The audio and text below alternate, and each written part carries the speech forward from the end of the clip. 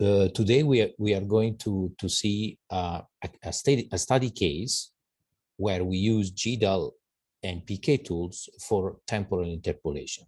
So this is really a backbone of the GDAL command and PKTOOLS, where you can see the full operational power and the capability of these tools to work together and for accomplish something a bit heavy in computation and complex from a modeling perspective.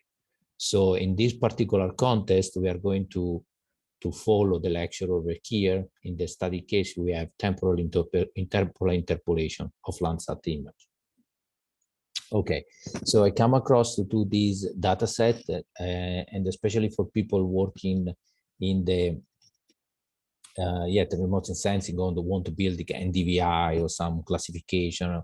There is this GLAD RD, you can go fast over here, that has been released like 2-3 years ago, and is the last 20, even more 30 years of Landsat data. Of course, in the last 10 years is very, very heavy and dense and full coverage. And when you go back in the 90s, a bit less, but it's very well organized. So it's already cloud free, has been already masked out. So it's very convenient to use in this aspect. So and you can do different kind of, temporal analysis. You can do land cover change. You can do calculation of NDVI for each single data period, and you can extrapolate and then phenological status and so on. But there is a but, in the sense that first of all the remote sensing images are always dealing with the cloud. So you will have area that are being cloud. So, and even if the cloud has been detected as a cloud, underneath, you don't know what is going on. And this is the case, for example, of this data set that I'm going to explain details, where you have one image that is completely cloud free, as you can see over here, but this one is completely almost covered by cloud. Okay, that is all this one.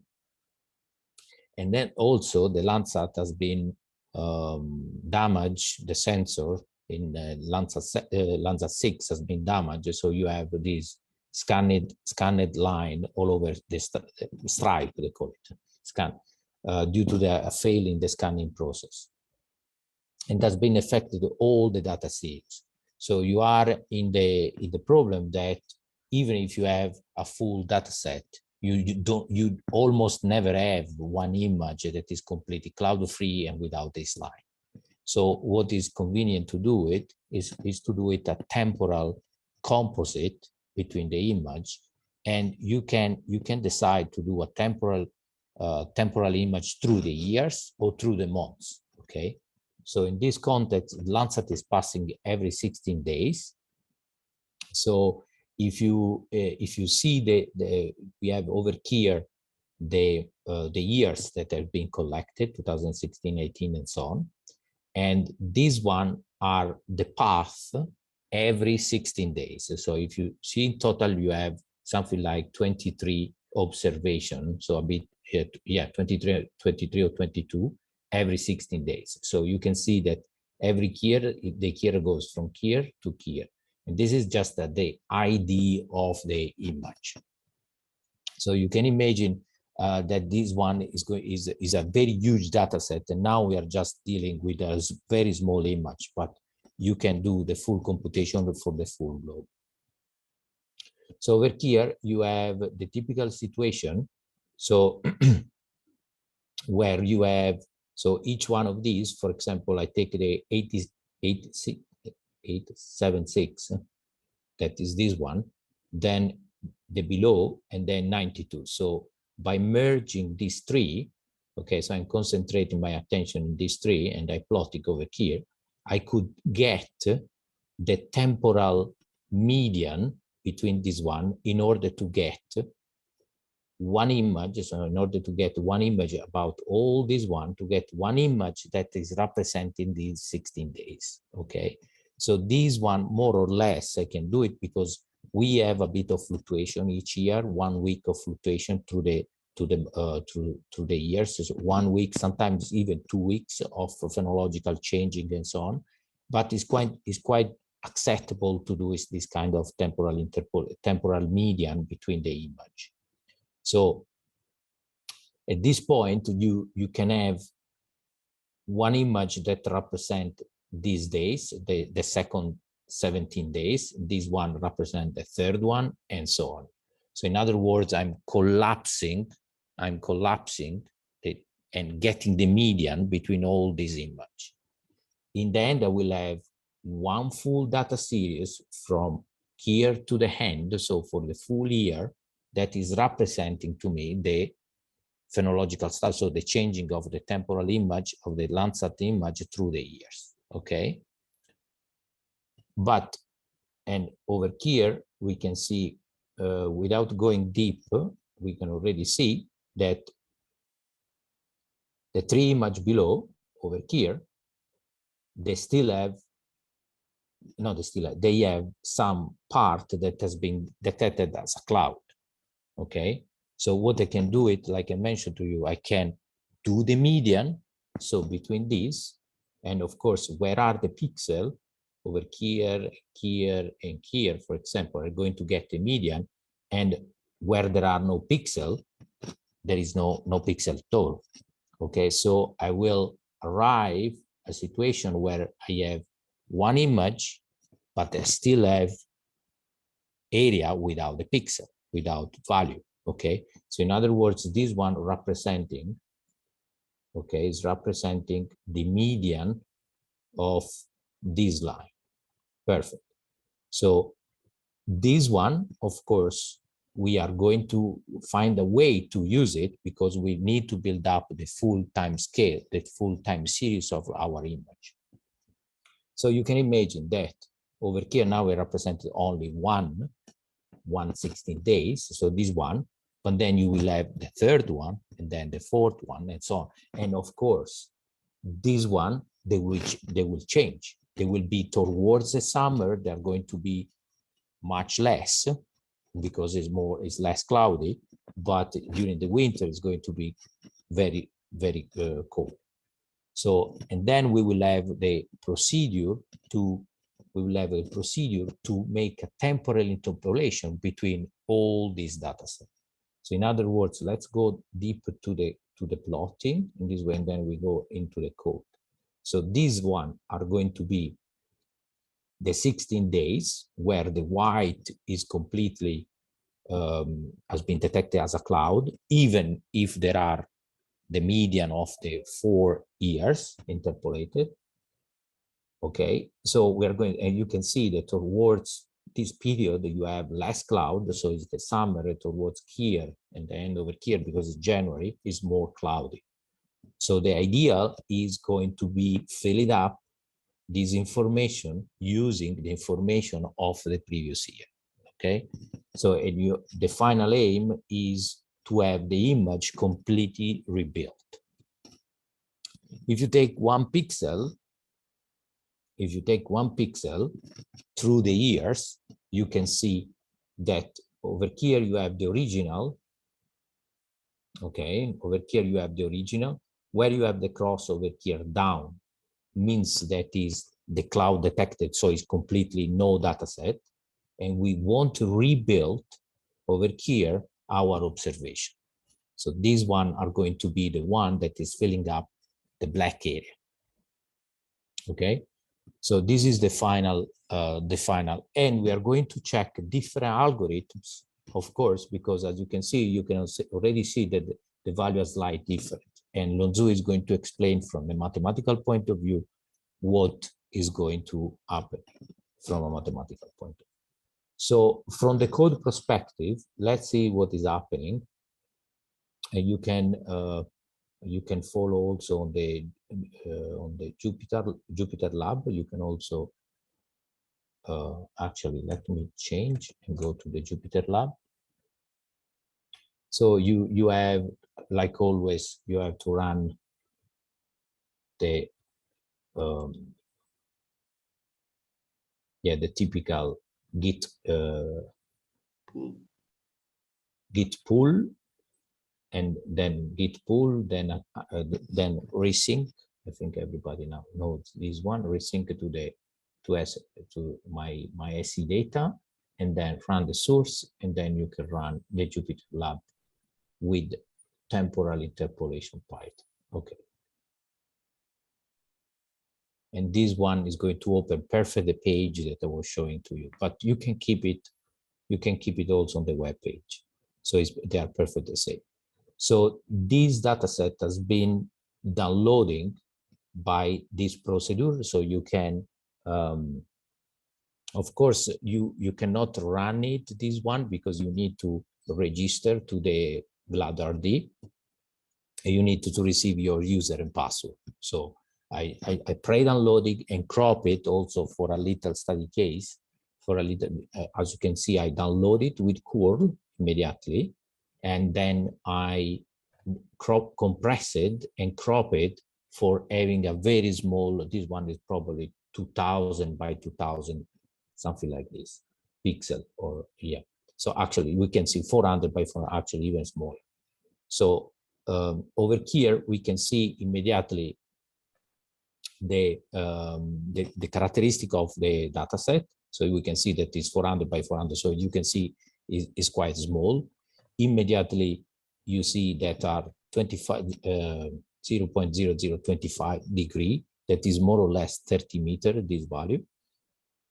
And here you have the different band. So Landsat has always 7 bands.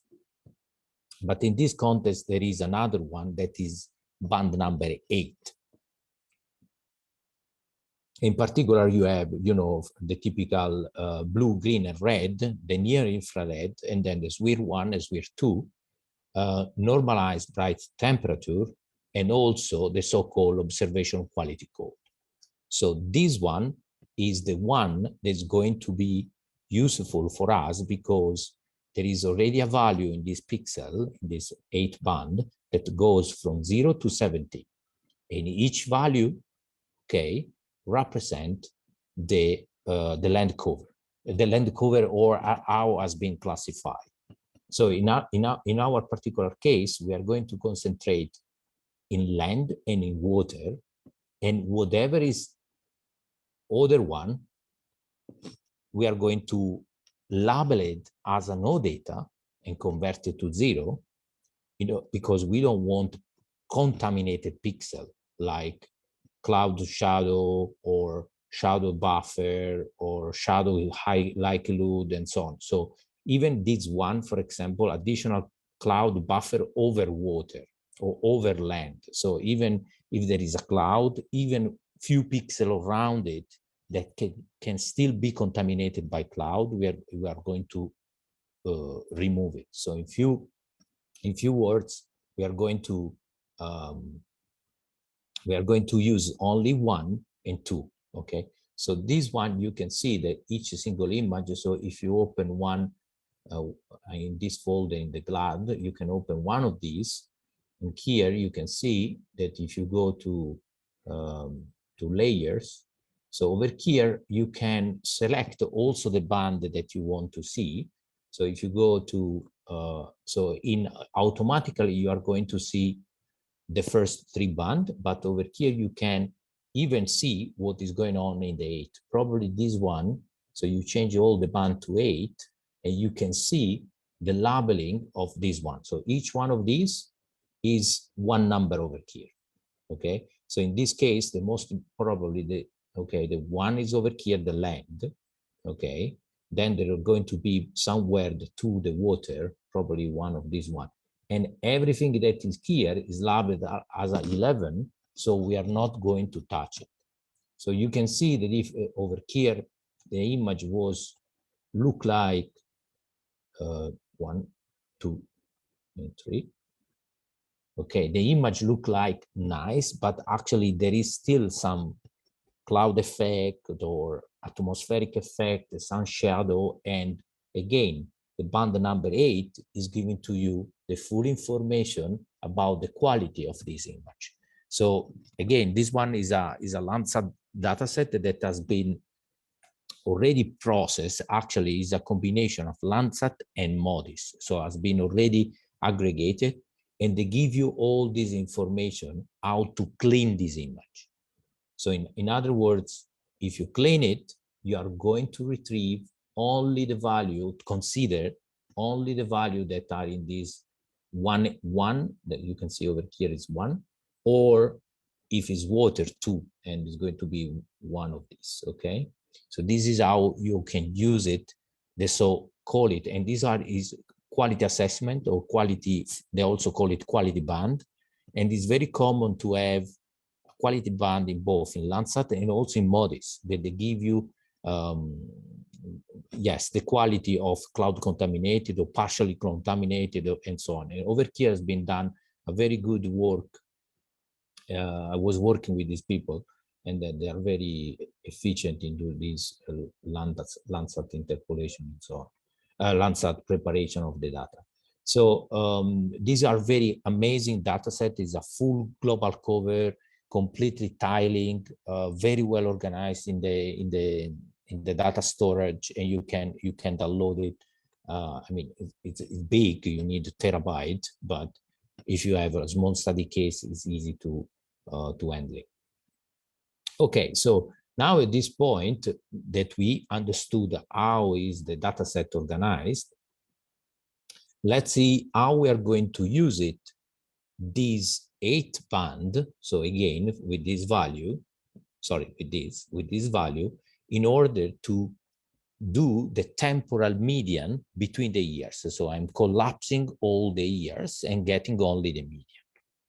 So this one is going to, for example, getting these 3 images that represent the 3 of these, 1, 2, and 3, okay? So, and you can see that a pattern similar to this one, of course, is slightly different because it's another, I open another image. And again, I'm going to get the median of all the pixels between these 3 images because they are in the same temporal domain. So, and this is done in a clever way, in this way. Okay, so first of all, here you can recognize the XArg, and this one is my 23 observation through the years. Okay, so over here, the 23 are all this one from here to the end over here. Perfect. If you count, they are 23. So over here, I'm listing the 23. I'm listing, I do an echo, so it's going 0, 1, 0, 2 until sequence of 10 to 23. So this one is retrieving to me a list. Perfect.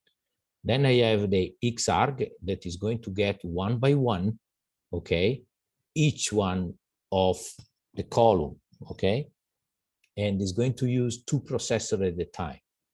Now let's try to see.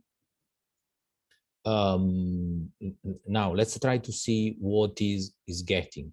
So over here, I'm going to use 2019, 20, and 28. So only the 3, because it was getting too long. So only these 3 years. I'm not getting the full 5 because if not, it was going to be a bit too long. But you can also increase. Okay, so I'm going to get that list to these 3 lists from that file, and I'm going to use it, this one. In other words, I'm creating for each from here until the ending, that is quite until here, I'm creating a list of the file that I'm going to use it. So if you run this line, this little piece over here, you are going to see that I'm getting these 3 for the first one, of course, I'm going to get the first 3 files.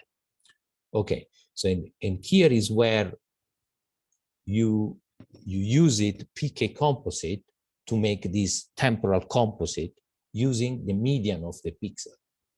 Okay, but during the median of the pixel, we saw it, and we see that we don't want to take all the pixel, and we are going to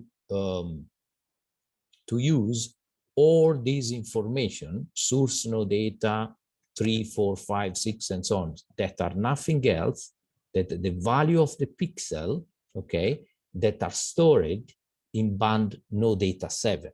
And be careful about PKTOOLS that is C base, so it's starting from 0. So in other words, this band no data 7 is nothing else than the 8, the quality that is 1. So this pixel, so the value that you see over here are nothing else than the one are reported here, all of them. So in other words, is making the median, okay, but excluding all the pixel that has been labeled in band 8, call it 7, by 5, 6, 7, blah, blah. In other words, I'm using only the one that has been, if you see all of them, what is missing over here, if you see all the number is missing, the 1 and the 2, that is land and water, okay? So I'm, everything that is under 1 and 2, I'm going to use it for the median, okay? So this is super convenient to this because, you know, you are doing in only one shot, you are getting the median of all this image, the 3 image, you are compress it and do median, compress it and do median, and so on for each single 3 image. In the meantime, you are get rid of pixel that has been contaminated by, that has been labeled not good by this one, okay, by this table, this additional table. And again, this is a typical situation that you have. I don't know if you were working, have you been working with MODIS data? He has also a QC, of course, with a different value over here. But I think MODIS has 4 level or even or 6 level of quality pixel, and you can use it. This information usually is always provided by the satellite that are given to you already a value of the masking. I always suggest, and when you have this situation, try to use data sets that are ready to use it. Don't start to do your cloud covering, algorithm cloud detection, because if not, you enter in, you never finish, you know. So it's better that you get a data set that has already this information stored as an addition. Usually nowadays, in the past 20 years ago, no, but nowadays there are plenty of data sets that they have already been quality, with the quality flag, pixel quality flag, okay? And then you can use it, PK composite, to do this composite of the median. So in other words, here you can see that this one is nothing else that the median of the 3 value pixels. Sometimes it can be only 2 or even 1, because it's depending, you know, this one where it's located. And when it's going to be completely black, so value 0, means that over there we don't have observation at all, and we are going to refill it through a temporal interpolation. Okay, so last step to remind, and also this one is good to see how the output of a PK composite is going to be a TIFF file because it's going to do the median for all the band. In this image, remember, we have all the band. We have from 1 to 7 and the 8. So it's going to be doing also the median of the 8. It's a bit useless. And indeed, what we are going to do we are going to, with the last image, with the last command, we are going to select only the band that we really need. So in other words, the spectral information, we are going to remove it, the 7 band, that is the one for the brightness temperature, normalized brightness temperature. And we are going to retrieve also, because we don't need anymore, the 8 band, that also this one has been taking the median, okay? But of course, the median of this number is, we don't need it all. So at this point, we have 1 image, 1 for each, okay? 1 for each, again, 1 for each of these one, first, the second, and so on, okay? Where the no data value is 0. And again, the no data value has been labeled where? In the PK composite over here. So somewhere destination, no data, 0, okay? the band node data in 7, and the source node data is going to be, again, all the quality flag that we don't want, okay? So in the end, it's going to retain only two values, the 1 and the 2, the 1 for the land and the 2 for the water. So, and here, okay, for security, I'm also labeled that is going to be 0. So this is the value that we are going to refill it during the temporal interpolation, okay? Okay, so of course, if you try to run this one, you can see that all the, for each one of these, because again, this one is for each time step, is going to, you are going to get one line, I mean 1, 0, okay? And it's going to process 2 by 2, okay? And the median is already built up for the 6th band, okay? So for the 6th band. So at this point, you will get a completely final output with the 0 over here. Okay. So this is typical a pre-processing step. So you need to be careful that you do it correctly, that you know when you do the median, you are not including also the 0 that has been labeled as no data, and so on. So you have to be careful that all these information are correctly passed through. And usually what you get, you can also do it, you know, faking some situation rather than calculating immediately the median, get the minimum and maximum. Okay, and this way you are see if you get the maximum or the minimum and you are getting in the minimum, for example, you get it at 0, that means that you're masking your masking by this one is not done correctly. Okay, and then if you see that nothing is coming as the no data value that you are afraid to have it, then you calculate the median. Okay, because if not, if you have some no data value inside your temporal frame and you get a value of the median, yes, you can understand that is a median a bit too low because it's close to 0. But if you get a minimum, so actually this is how I did it. I put over here minimum, I get a run, and I say, okay, all my 0 are not there because my minimum value is 20, for example. And the same for the maximum, because sometimes also the maximum are considered a very extreme value, the no data value. Okay, so at this point, again, we have 16 one of these image where in the different pattern, you can see different pattern, and that we are going to make a temporal interpolation. Okay, so before to give the lecture, the words to the floor to Lonzu, I want to ask if the concept is clear from the pre-processing point of view, what we are trying to achieve it. Okay, so this is how you really build your processing flow using all these tools together. Okay. Okay, so people are nodding. Anyone, any question? Yeah, can you explain the input to the XArgs again, so that you do how you do the multi-core? Perfect. So this one is just printing this line. This is just a sequence. Okay. So let's see what is doing this one, because this is the most important one. Okay, so this one is going to retrieve to me. So I think if I go directly here, let me close this one.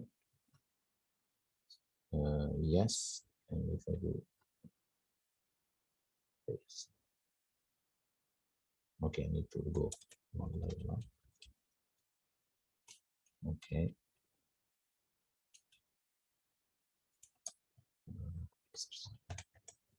Yeah. Okay. So this one is giving to me only, you know, the 3 years that I calculated. So not the 5, but only the 3 years, because I want to do the temporal interpolation in these 3 years. Okay, we are there. So then let's see for day number 1. So we do day equal to 0, 1. Okay, so we are working only for the first part of the loop, okay, of the XR loop. So now at this point, we can see this full line, what is given to me. Okay, so this is up to here. Okay, so copy.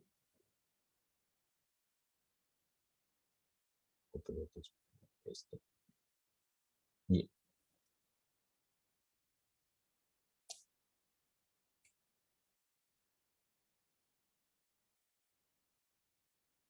So this one.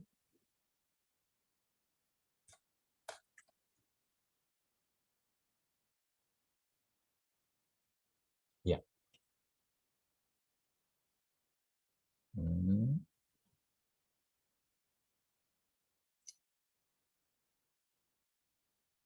Here. Because in Xarg, when you have a single quotation, you have to escape with this backslash. Okay, so this guy is giving to me nothing else than the 3 input, then I'm going to use it. So for day number 1, so 87. So if you go back here, you will see that that one is going to retrieve me 3 files that are going to be the one for this one, 875, 898, 921. Okay. Okay, be careful that here it's the syntax is a bit complex. Maybe with a normal for loop is you don't really need this super XR stuff. I don't know why I did it in that way, but anyway, even with a simple for loop was going to be the same. In other words, this is creating to me the list of the file that I'm going to input for the first one. Okay, so these 3 files. So these are going to be my 3 input file that I'm going to collapse it to do the median. Okay. So now if we go back over here, at this point, you know, I have these 3 files. Okay. So over here, all the rest is the one that I explained before. So in other words, these are the typical compression. These are the algorithm that I'm going to use, the median. These are my final destination no data that is going to be 0. My band no data that is 7, but in reality is the 8 because it started from 0. And again, all these one are the one that are being labeled as a not good pixel by the, let's call it, classification. Yeah, is a class, indeed is a classification, pixel classification done in the quality flag algorithm. Okay, and so on. So now if you change this line for the second one, so you do again day 02, okay, you rerun that line in the second time, is going to give you the other the other group of the other group of files. Okay, and so on and so on. So what is going to happen, that this one is the argument that is passed one at a time. Okay, and these are the 2 processors that are going to work. So the first one is going to get this, the second one is going to get this one, and so on. When as soon as finish, you're going to do the other one. That's why you are see the printing together. You know, you see the 10 over here, but it's also over here. The 20 is here, but it's also over here. Someone is going faster than the other one because some day they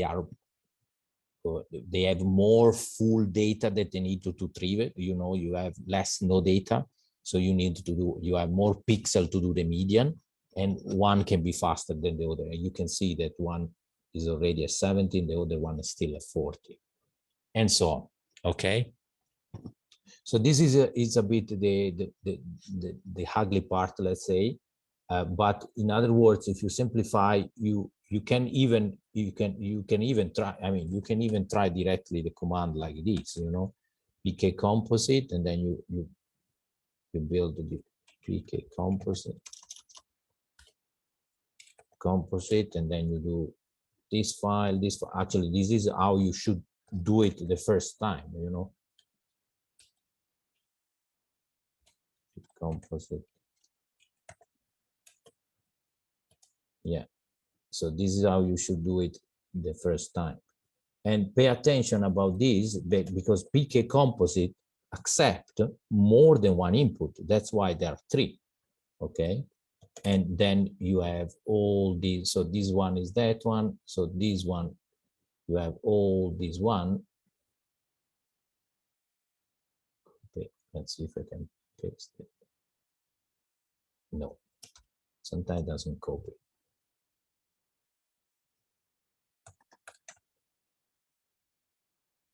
No. Anyway, if you paste that full line, you should be able to do it only for one file. Let me try like this. Yeah. So now test.tif should be able to run only. So this is going to be for one day, okay? And then this is how you build, you know, how you try your before to build up the loop. And be careful, because when you read the composite of PK, the help of PKTOOLS, over here you go into the input, so you can see that input image phi and s between parentheses, because it can accept more than one input, like in our case. Okay. Okay. So it's a bit clear, Sebastian. Okay. Perfect. Any question in this? So you can think already how to use it.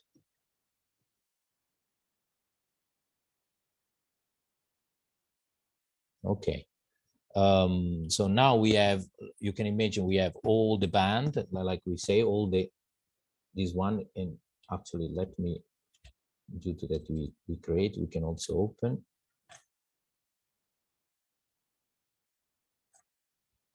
Open it, and you can see that this one has been created. This one is labeled as a 0, and these one are actually there are the 6 band. You can see the value of each one, and again, this one, they come from the different pixel. Okay, so now we are going to interpolate through this one.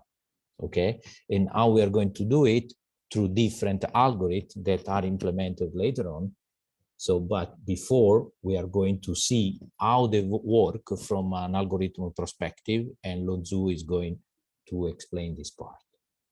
Giuseppe, this is the final result of the algorithm. Yeah. But you only extracted like the 0 and the 1, right? Yes, perfect. So it's is extracting where the pixel value for each band, where the band 7, but the band 8, actually band 8 is 1 or 2. And do you get to differentiate? Do you get to identify where 1 is, where land is, and where water is, or is it give you the result just as a yes or no? This one is going to, this one, look, you can see is 1, all this black is the 1. So below this one, there are the pixel with the spectral information that are the previous one, these, okay?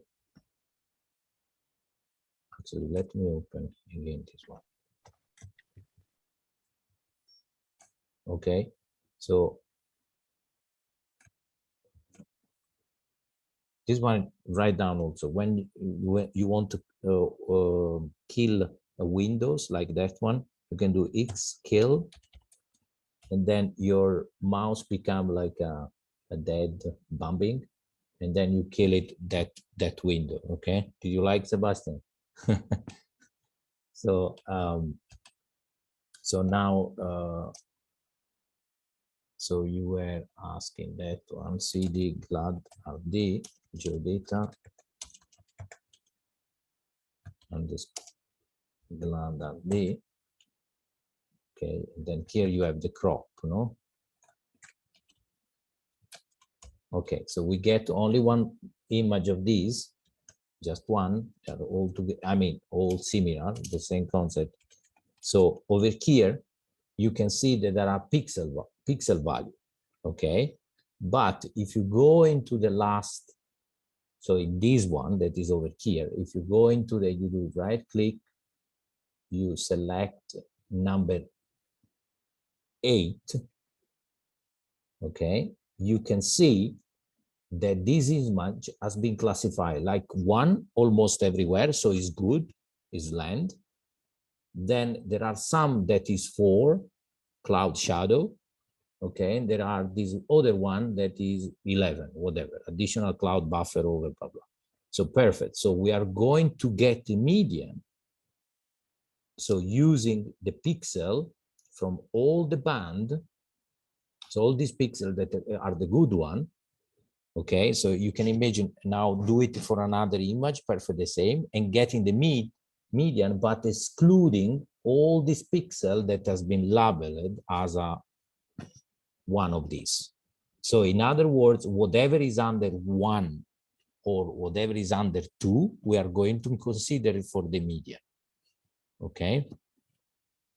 And again, this is a concept that has been done to a remote sensing image, but can be done also to raster file that are coming from other source. Okay, so it's not raster are just raster file, so you can use it in different way. Okay, and these the PK once again like now these images are really all of them are in the same cropped, but PK composite is also dealing with situation like this, you know, overlapping, not in perfect alignment, but also in overlapping like this. So this capacity to do it a median by considering a quality flag is really unique.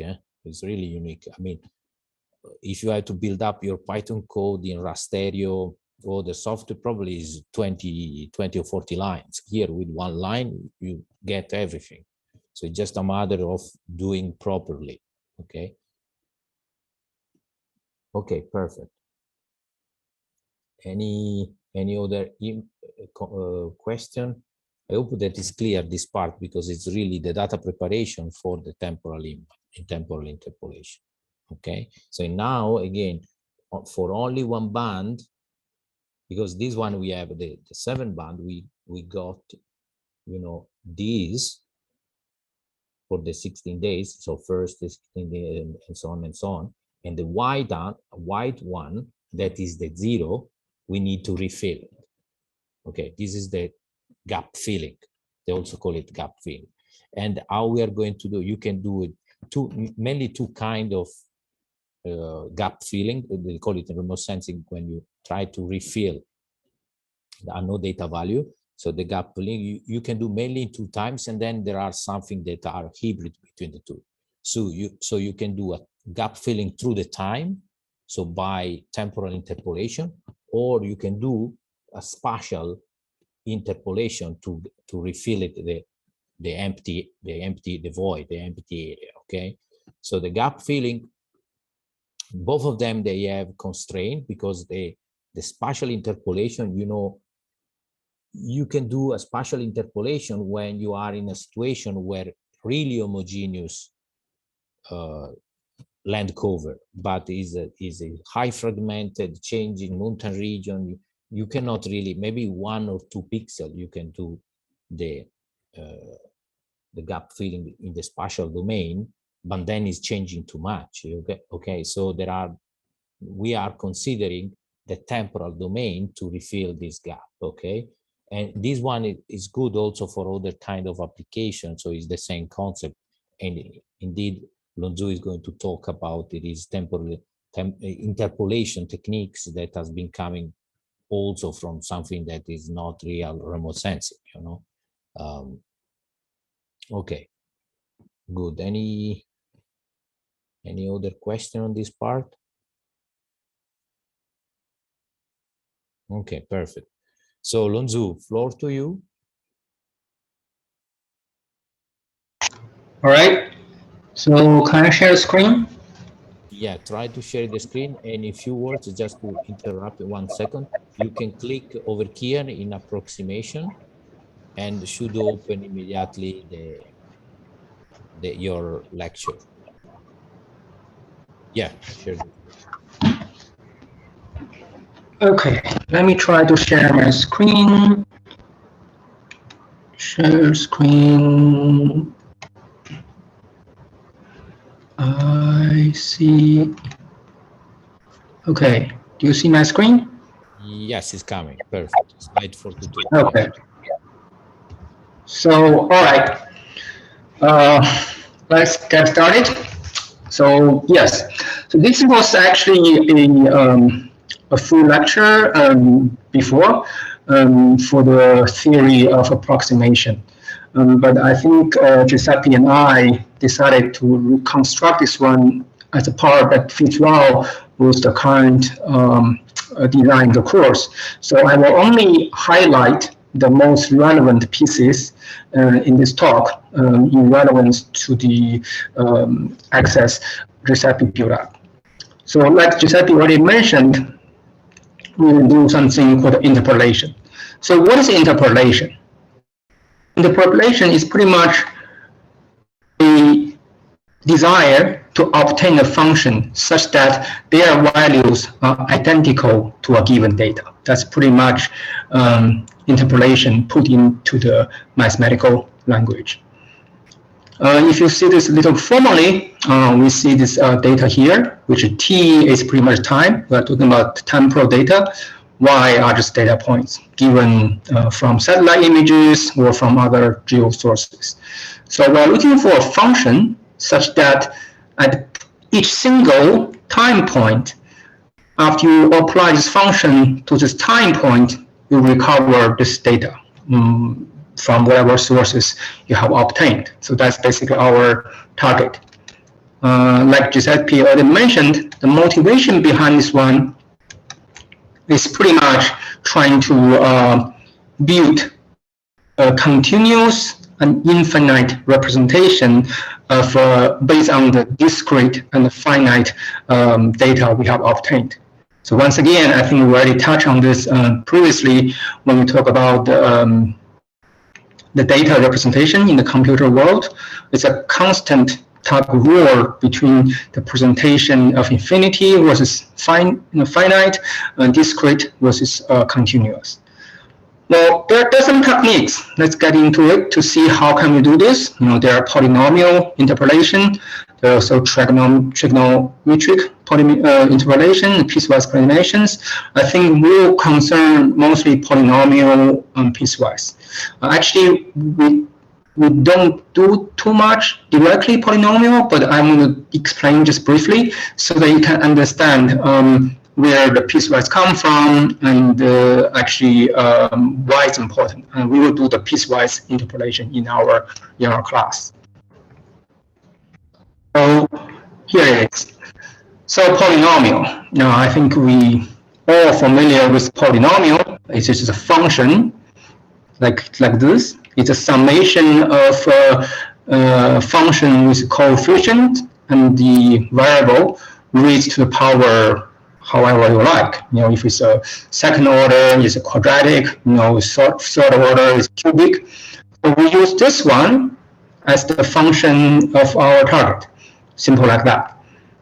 And if you put it into matrix format, it's pretty much like that's what it looks like.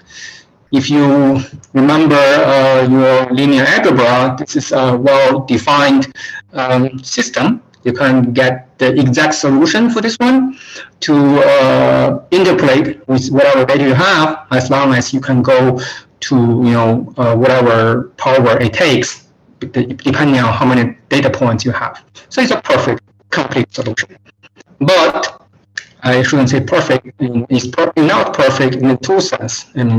There are majorly two problems.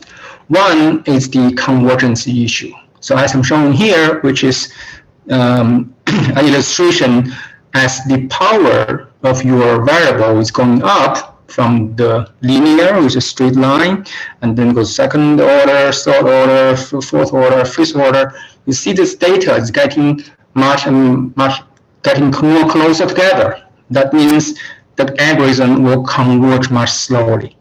And that's a problem, an issue with your computation speed. And on top of that, we have this so-called fluctuation issues. Let's say you have a red curve, which is what you want to fit in, and then you fit a high order polynomial. You got this kind of a very big jump up and down, especially at the edges where it's hard to avoid. So that's basically the limitation of a polynomial interpolation. Now, because of that, people think about piecewise interpolation.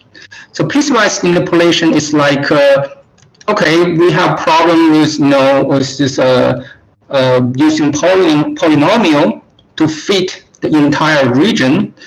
Let's try to be less ambitious in the sense that we don't look at the whole landscape at once.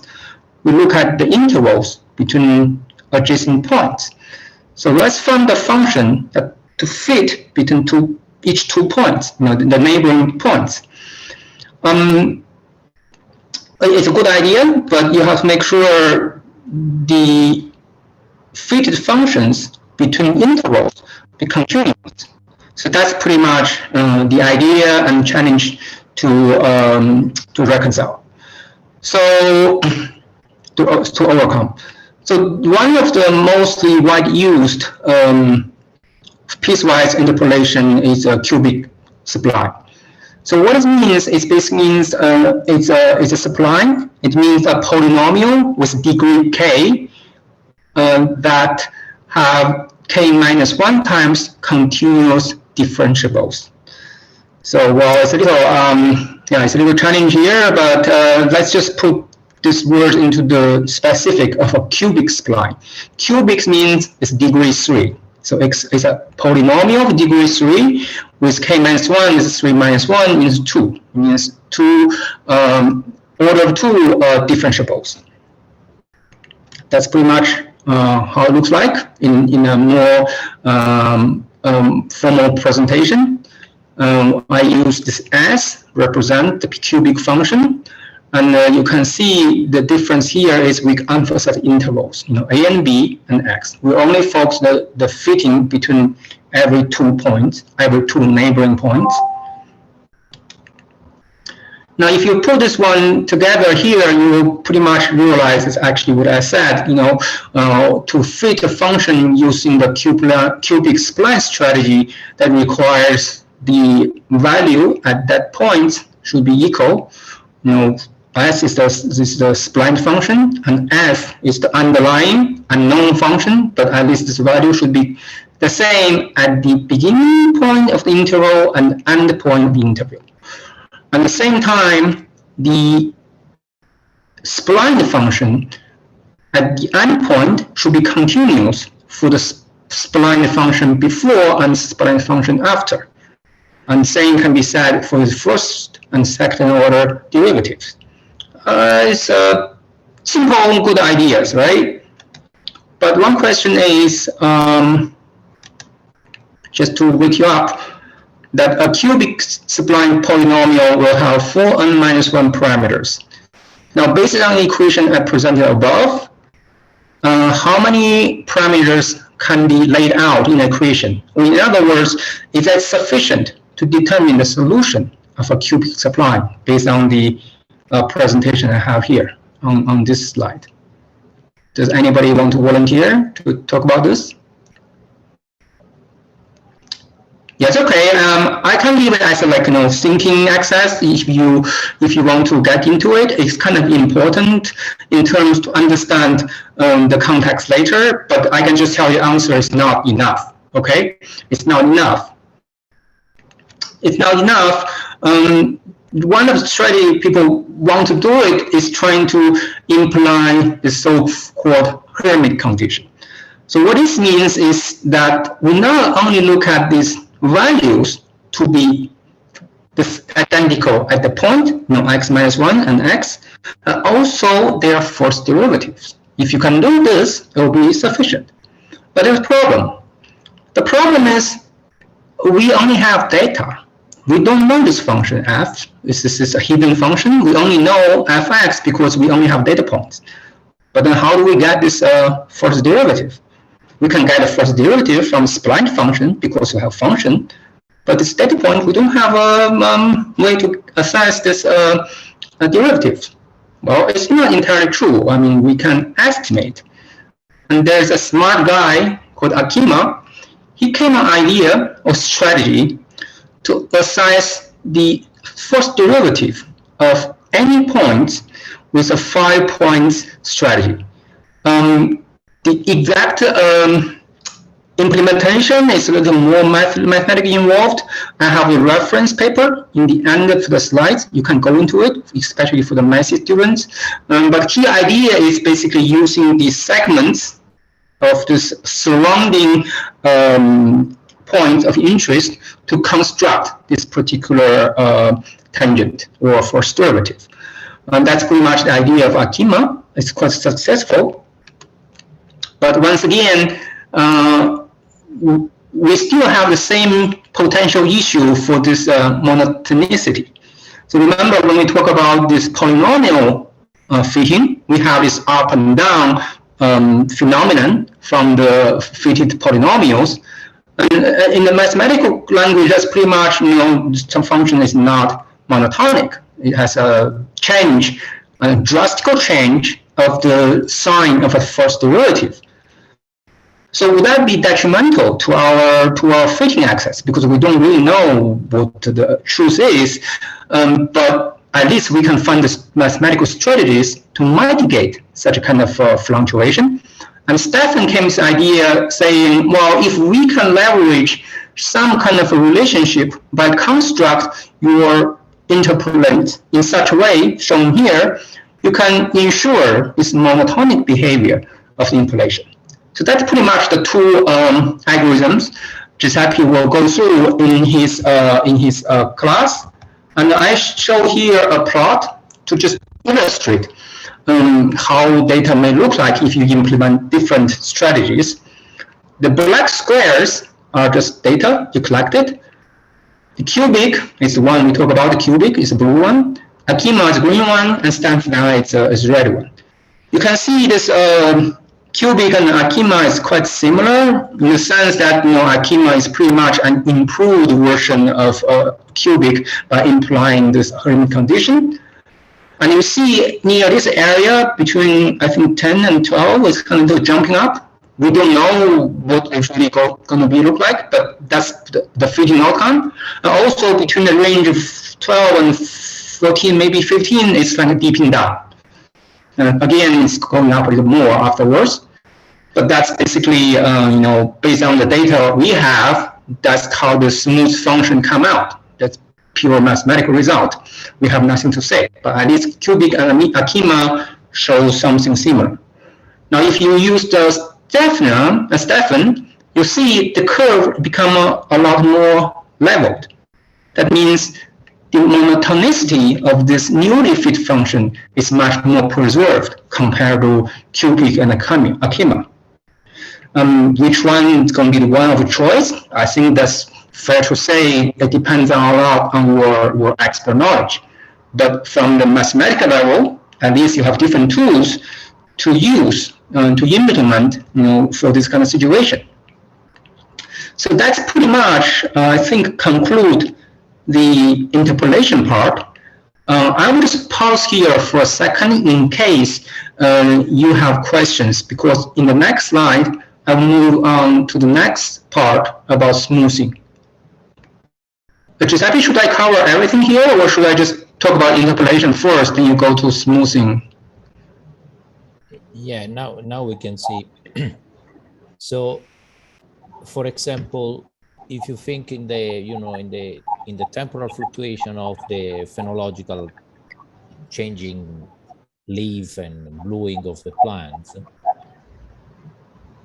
so which one you think that can be more or less adapted to the temporal interpolation that we're trying to do it in the satellite image. So again, the black points are the observations of the pixel value, and try to think that in the middle between the black triangle, there are pixels that you don't know where they are. I mean, that you need to interpolate. So this is the graph representation of this. Anyone want to say something about?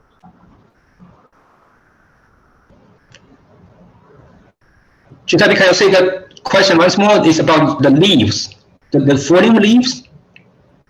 Yeah, the question is what is happening if you apply one of these three? You know, you have these in the qubit and in the Akima, you have an overshooting when it's changing the direction. Okay, so your pixel probably will be overestimated, at least from the graph. Then we can see in reality what is happening. Rather, the Stefan is following a bit more soft the curve. Okay. Yes, that's correct. Yeah. Okay, so by just guessing, maybe probably the Stefan is a bit better for our case than the qubit and the Akima.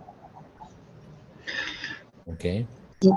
Yeah, I agree. I mean, I think Stefan is a little more conservative in terms. Yeah. Yeah. Okay, and then something that you have to think that now there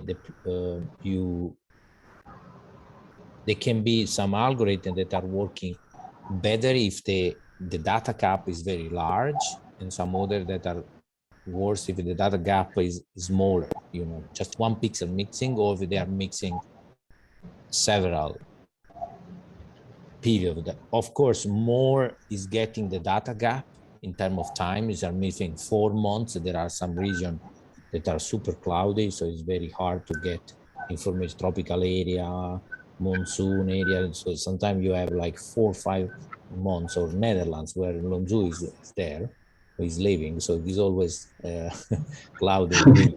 Okay, so you have 3-4 months without clear sky. So, and then of course, when it's getting extremely long, then the guessing probably no one is going to work.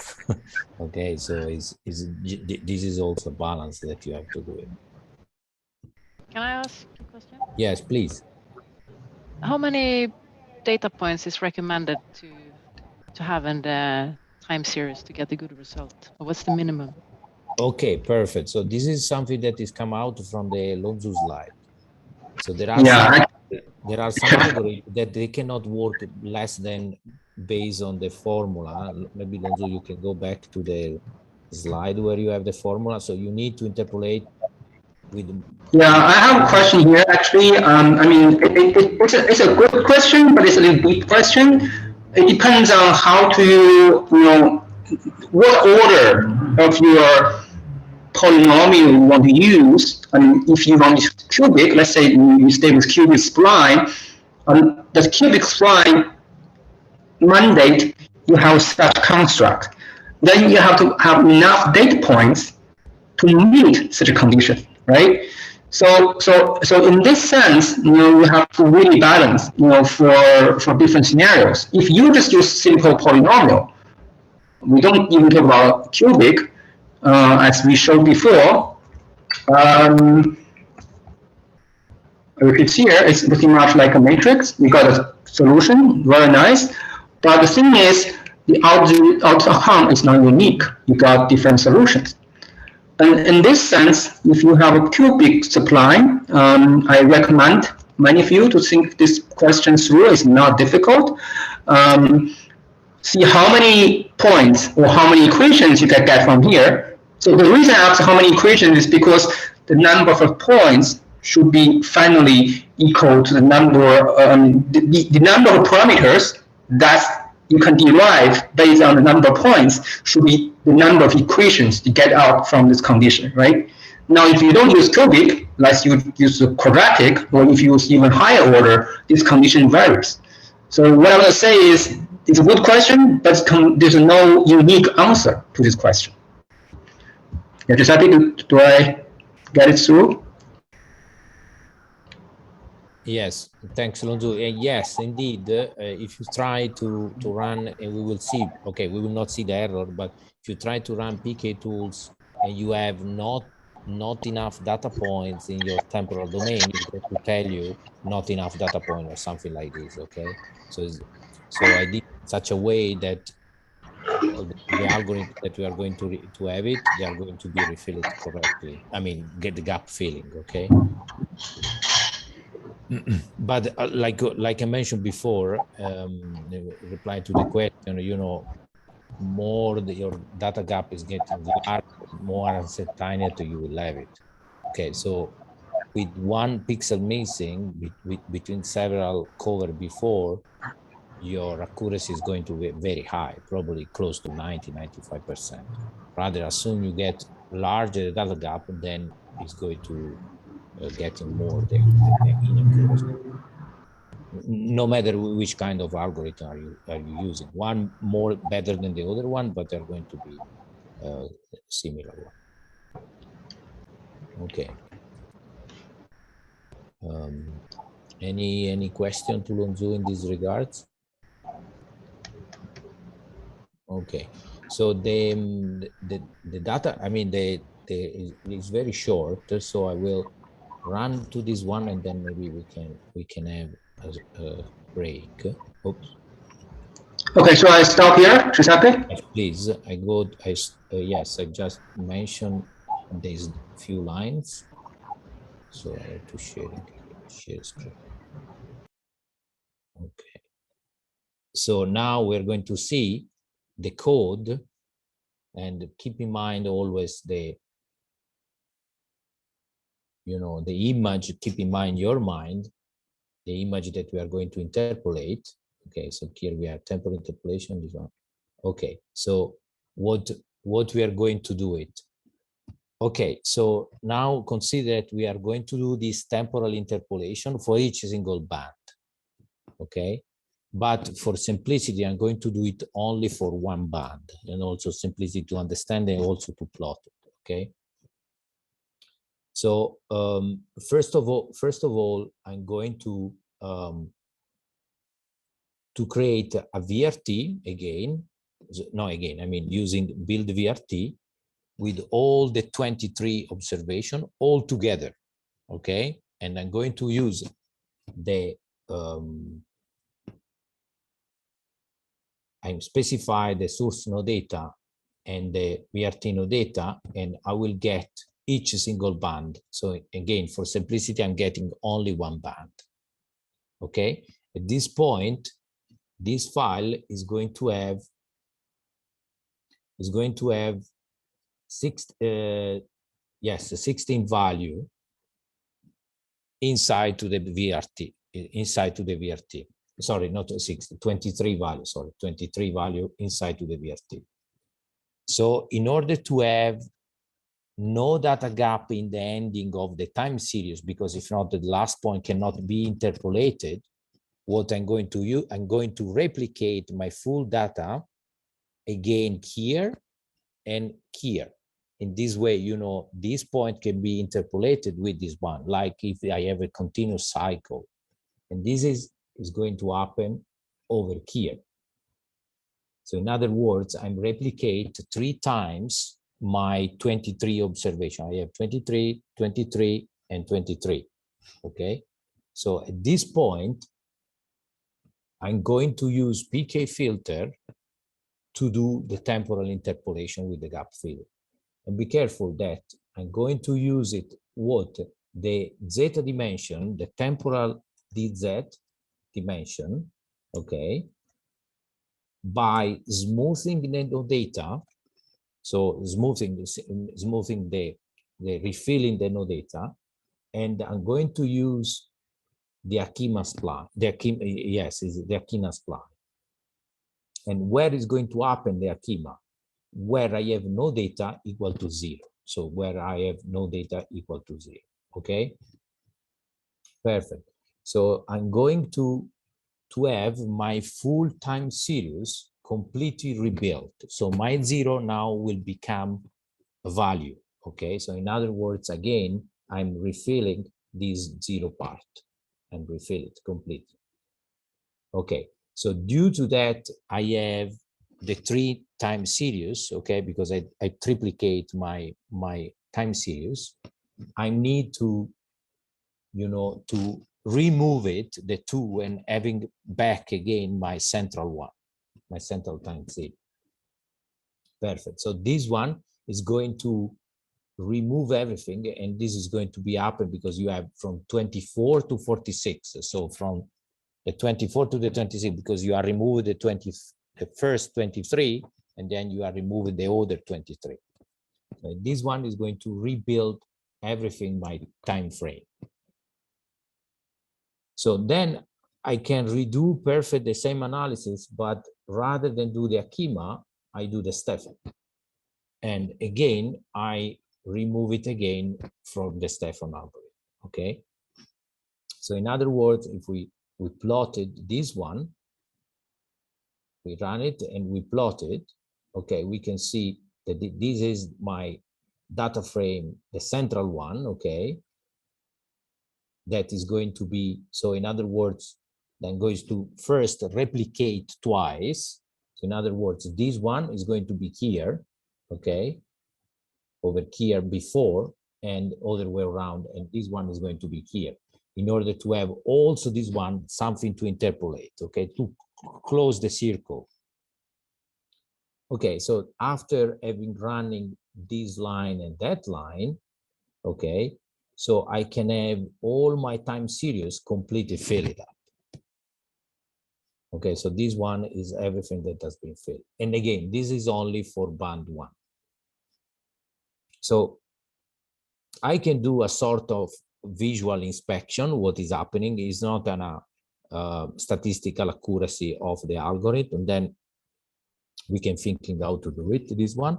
So I can use it, again, GDAL location info in one particular location and drilling through all my data set in one point that has been filled and see what is going on in that one. So if you do GDAL location info, you get a text file and you can plot it.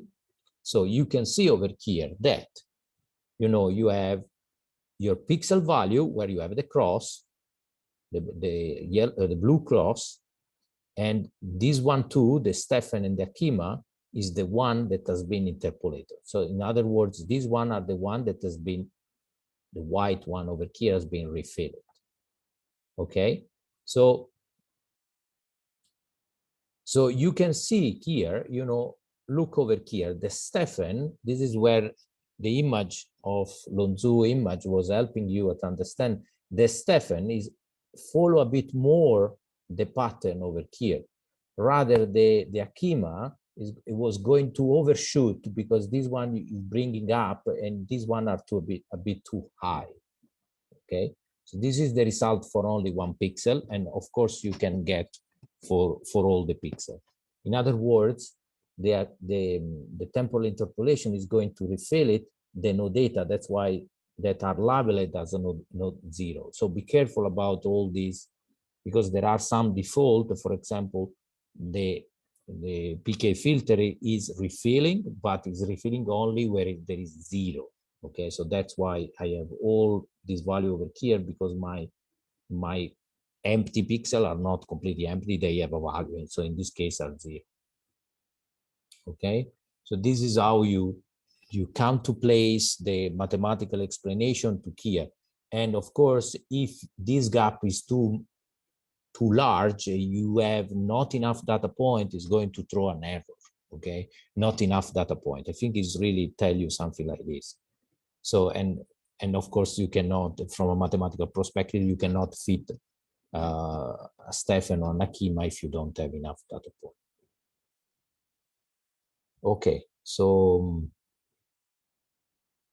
far for the temporal interpolation. Okay, so any little question? I think this one is really giving you the practical case. So then maybe you are not applying any temporal interpolation, but this is how you use different tools all together.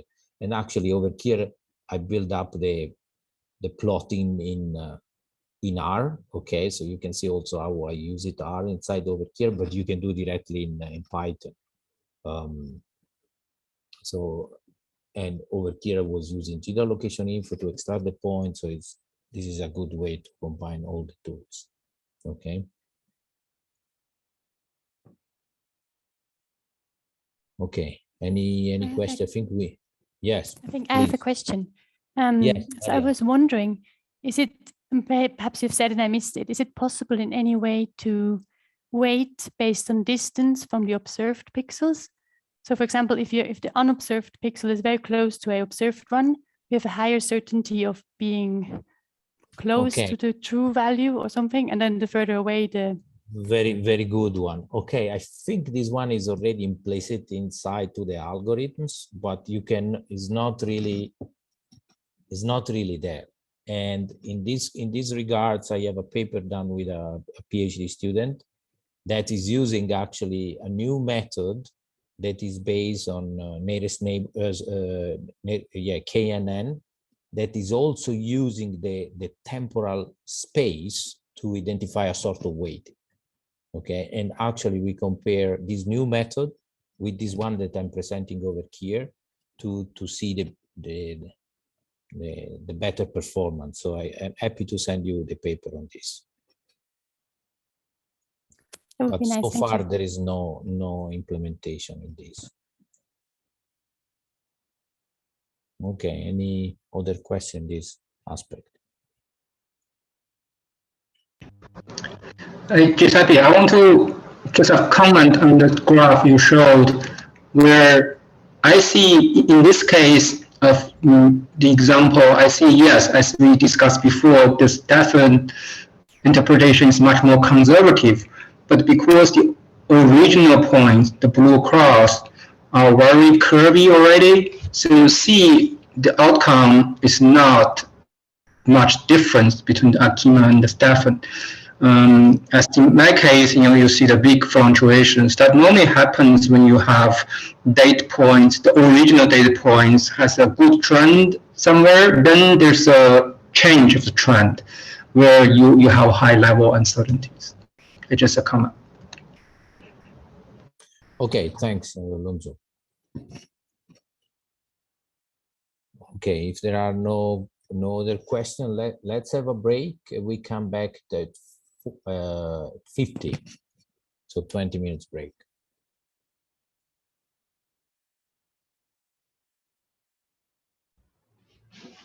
This meeting is being recorded. Okay.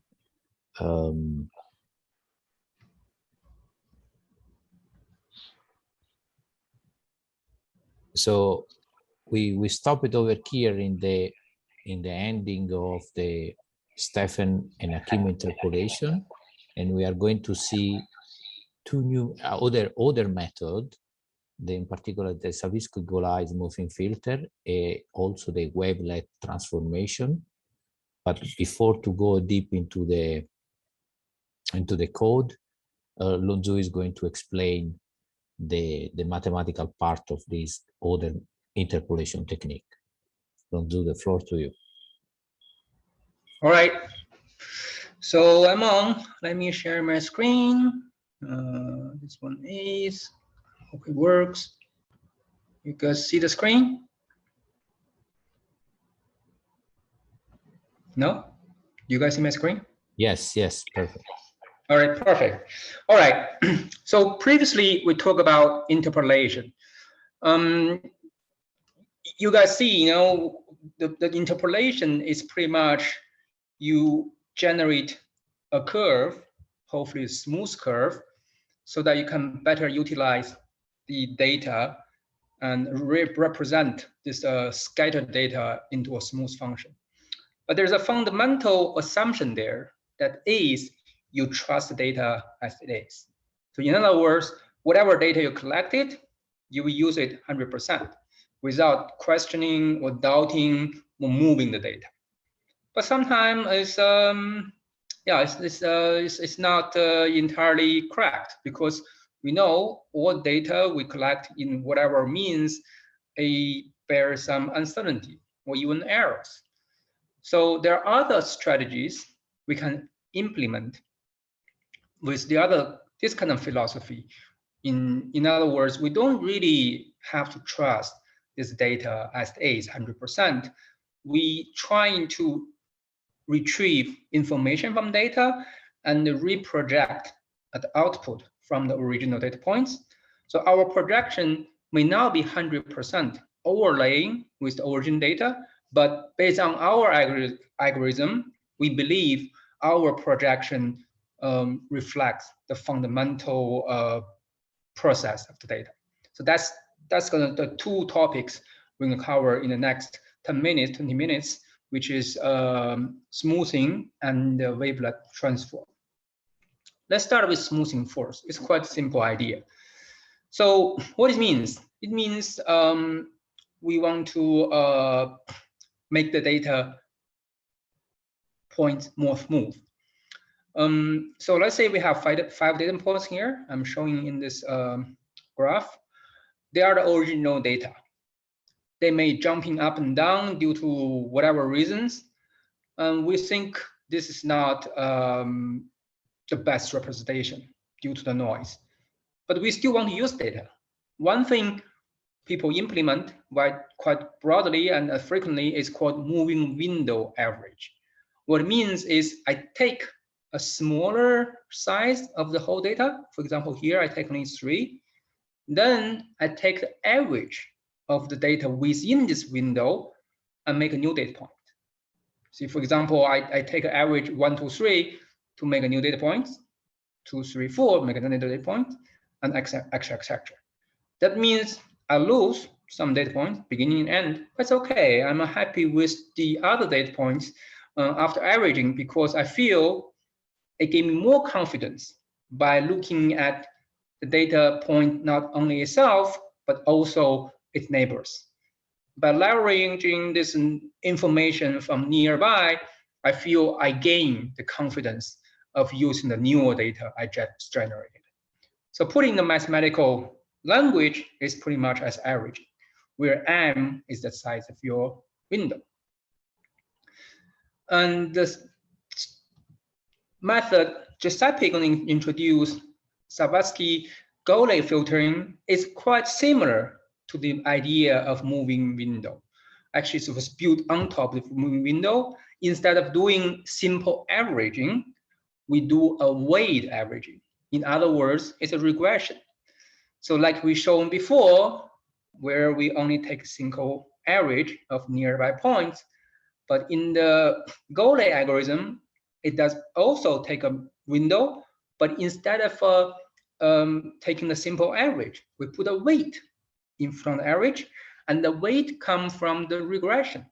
So I think we were all more familiar with the regression. You can present, say 3 points, you lay out equations, you can calculate this estimate. So that's pretty much this Golay algorithm does is pick a window. Instead of doing simple average, as here, there's no coefficient, you put a weight average based on the regression analysis for the neighboring points. So that's the smoothing and filtering. Now I'm going to talk about wavelet transform. But before we get into wavelet, we have to talk about Fourier transform, because this is just the logic. This is much easier. It's kind of analogy when we covered before about the interpolation, where we started with a polynomial interpolation, with a global scale interpolation. We look at the full landscape. Then we realize some issues. Then we move on to piecewise. So the Fourier transform and the wavelet is kind of an analogy in this sense. So I will go into this gradually with you, and hopefully I can demonstrate the difference between two strategies and why we are interested in the wavelet, in particular of our application cases. Okay, so Fourier transform. I will not go too much into the deep math analysis, but I leave this information here just for the math year students who may have interest to look at this. Down to the bottom, what it means is pretty much to construct a new basis to re-represent the data. And these bases have to meet certain conditions The first one is pretty much orthogonality. Let's just leave this for the moment. Let's look at the graph. But feel free to go through these materials. I think it would be beneficial to you if you can follow. Here it is. Okay, so what it means? It means, well, Fourier says, you know, if we have a data, arbitrary data, like shown here, which is the dotted red line, whatever you come from, it's kind of a very sharp, changed, continuous data points. That's your origin data. And we want to re-represent this data using other framework. You know, it's like I have a Cartesian presentation, then I don't want to use the same presentation. I use a polar coordinate. That's also equivalent, but I have to transform the basis. So that's pretty much the idea of Fourier transform. Fourier transform is pretty much builds a new basis based on cosine and sine functions. And these cosine and sine functions have very nice mathematical properties, allows to achieve this goal. As I'm showing here, if you follow my cursor, this one is very big one. It's I would say the sine kind of color is going to have only one curve. It's pretty much a sine function. I can say, okay, I can approximate this right line using this single sine function. Well, apparently you say this is not a very good approximation. Yes, I agree, but it's not a basis, right? I can keep adding this sine and cosine functions. This is, I'm going to the blue one, I'm going to the green one, and then eventually the black one. Now, if you look at the black one, well, this one, I mean, it's not 100% overlapping, but it's pretty much done very good, right? You see that the major part where you have a flat zone, it's more or less capturing it very much. And that's pretty much overlaying of multiple sine and cosine functions based on the Fourier series principles. But at the same time, you also notice some issues. See that the here and here is a fluctuation, and that's called that's a well-known issue in applying Fourier series, is the convergence issue. So you can keep adding this data, this basis, but your algorithm degrades, the performance degrades. It's getting so much slower to converge. And based on the theorem, you can have indefinite number of bases that at your hand, you can fit this curve perfectly, but it may take forever. So that's really not pragmatic, right? That's the idea of Fourier transform, the beauty of transform, but it's a limitation of using Bootstrap directly. So let's just look at this one slide, one more time. Actually, it's not this one. Yeah. It shows you, let's go for more. It's one going into the math part. No, this one. This is summarize everything. It's transformation. You have a data, original data from the original domain, which is fx, and you multiply some coefficient, which ei minus omega x. Is a Euler representation of sine cosine functions. You get into a Fourier domain. Then there's a one-to-one correlation that allows you to convert this data from one domain to another. So graphically, you can see like this. You have time pro data, as we have here. Then you apply Fourier transform, and your data become the signal in the frequency domain. So that's pretty much how we analyze data. Actually, the moment now, you can hear my voice. That's pretty much because we have this built-in function in our brain that does the Fourier transform job for us. And also, interesting, you can even not only hear me if it's like a noisy market, you can hear so many people saying things at the same time, and you can filter out noise and select a particular person who is trying to speak to you. And that's all based on the Fourier principle. The principle is much simpler. For example, here, there are two waves, right? There's like two people speaking is a combination of different waves in real time. You don't see much difference. But when you project this one onto the frequency domain, you see there are two spikes. Now, let's say one of them is your interest. What you do is in your brain, you just take one of your interest and cut off the other and put it back into the time domain. You got a much cleaner and a better signal. And that's also the fundamental idea when you have a noisy data. like we normally have from the original data collection. There's a lot of up and downs. We don't trust every point, but we trust there's some fundamental information from it. We can apply the same idea, cut this one from the original time domain in the frequency domain and cut the noisy part and put it back. And that's pretty much the Fourier transform. Now, why the Fourier transform is not so great for the problem we are dealing with? First of all, we talk about this Fourier series and the Fourier transform format, which I didn't go into the mathematical details, but there's something you should be aware of. If you look at this integral, everything I've shown here, it's from -infinity to proportional infinity. It's a whole domain. It's a really grand scale, high level view of everything. But a lot of times, these functions may have a periodicity that's infinite in the whole space, but it doesn't really allow us to capture the local features, or doesn't allow us to capture features at the local scale. And that's pretty much the fundamental idea where the wavelet came from. The wavelet is kind of thinking like a piecewise spline. You just look at this particular local area. As long as I can construct bases, and that can fulfill the criteria to being basis, take my words, there's some fundamental principles in mathematics allows you to construct bases for some of their mathematical properties. And once we have that, we'll be able to do this kind of transform. A transform may not be, or we're not interested in to have a one-shot transform on the whole domain, but we can do that piece by piece and come, and put them together. And more interesting, we are interested in the trend or the pattern. That's what the wavelet analysis gives you. It actually asks question about these neighboring intervals, how much difference between this averaged behavior. So let's just get into the most primitive function, and that's in the wavelet. It's called Haar wave. You see here, this is pretty much simple. It just step function give something like this.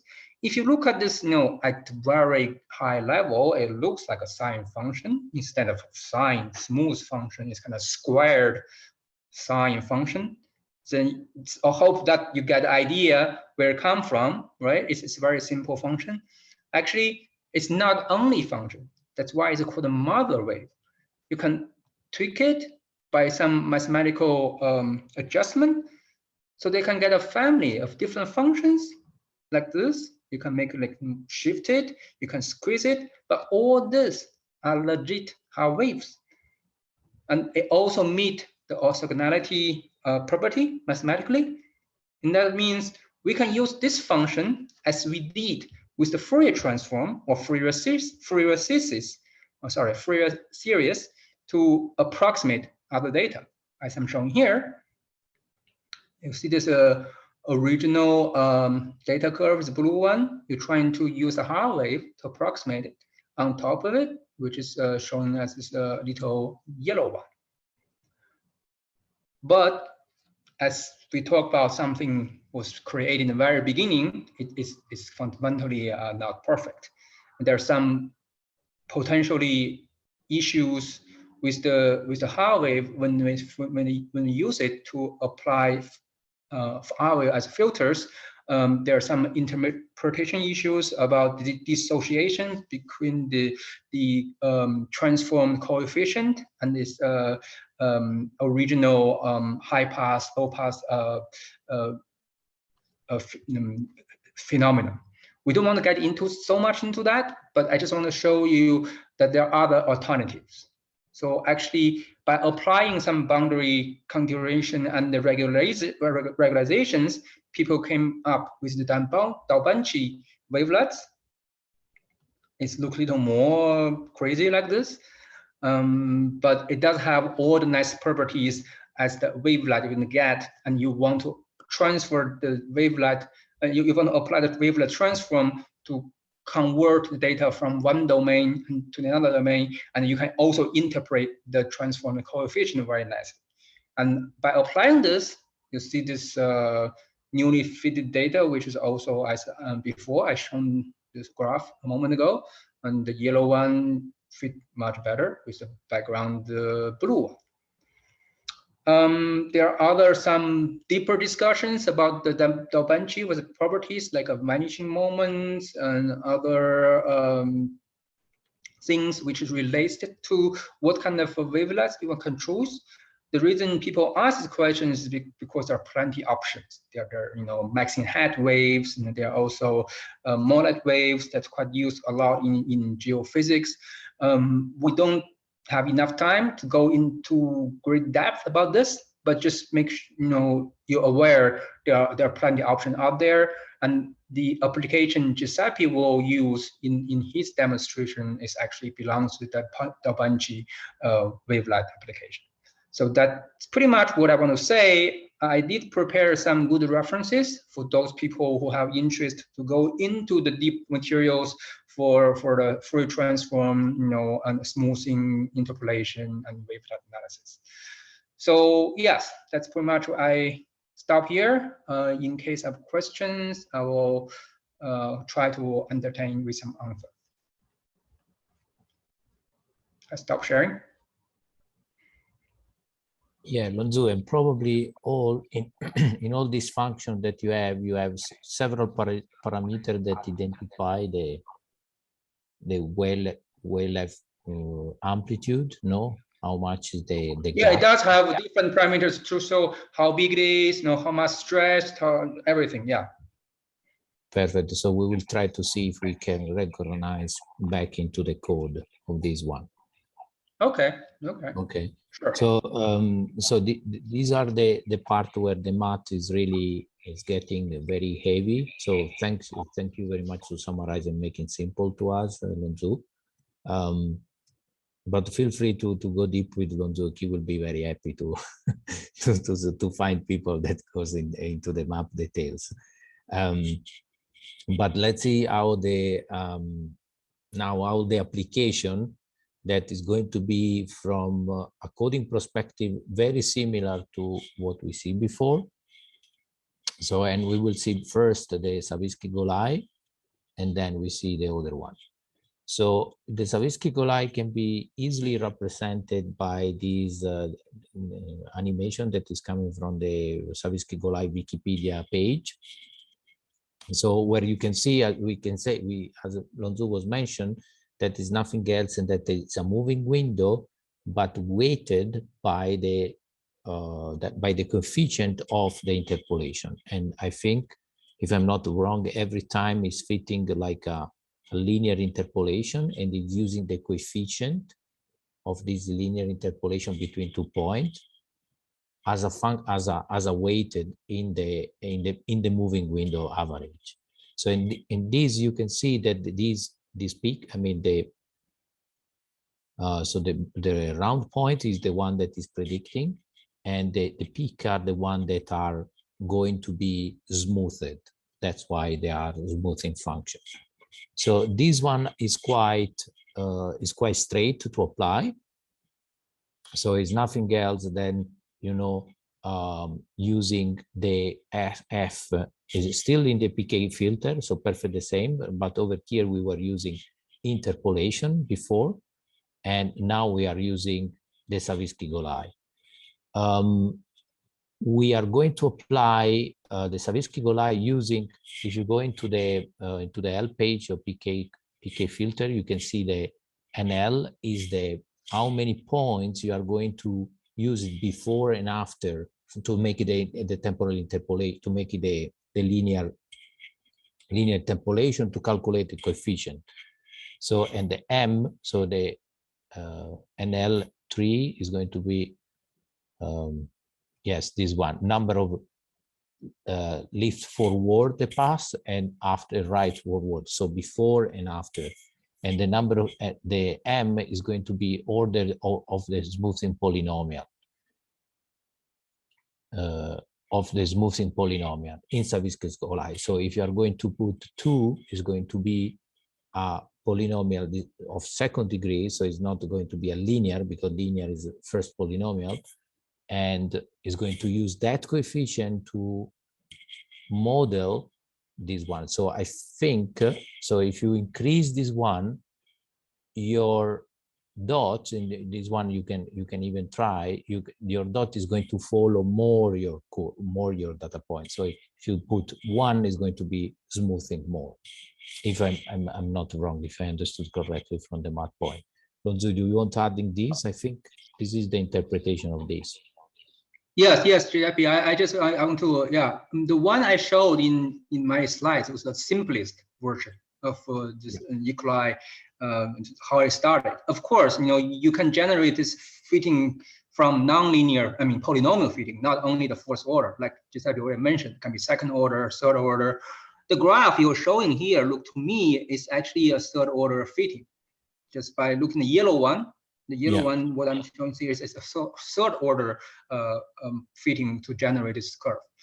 And yeah, that's pretty much it. You see how the result come out, and which order to choose. I think that's more or less your judgment. Maybe you do several different options and you see the result, or there's some actual knowledge make you think you should use higher order than a lower order. The reason, fundamentally, the difference between higher and lower order is basically the relationship in this small window you choose. For example, here, just have to use, I think, 7 points, because 3 before, 3 after.